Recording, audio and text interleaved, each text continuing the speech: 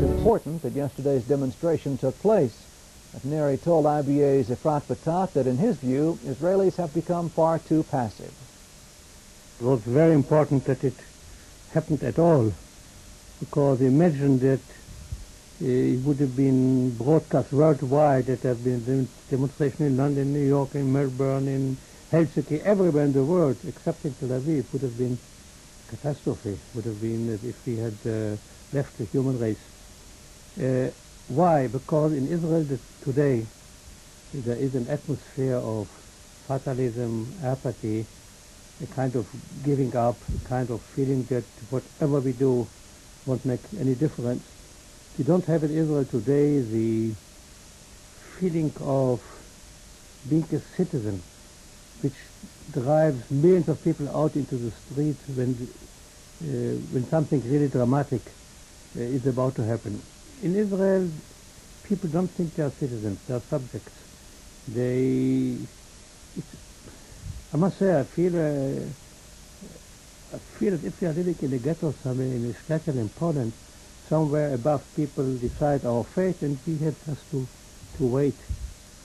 Was yesterday's demonstration abused in any way and basically turned into another protest against the Israeli government? This was part of it, of course. But first of all, what we wanted to say is we belong to the human race. We have the same feelings, it's the same fears, it's the same aspirations as the rest of mankind. We are not just a little island or some different planet. Second, we abhor war.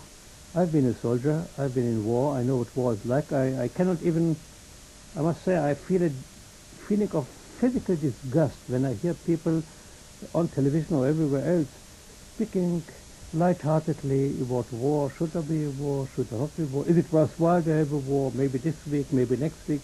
War is terrible. War is hell, it has been said. War is people killed. Not thousands, tens of thousands of people being killed by so-called smart bombs thrown by political leaders who are not smart at all. The flow of refugees, maybe tens of thousands, maybe hundreds of thousands, the innumerable human tragedies. How can one even think about war without taking all this into account?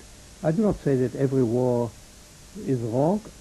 No one of my age group can say war is always wrong, because we have been at war with Hitler and there was no alternative to this. This is something quite different. It's a war which is completely unnecessary, superfluous.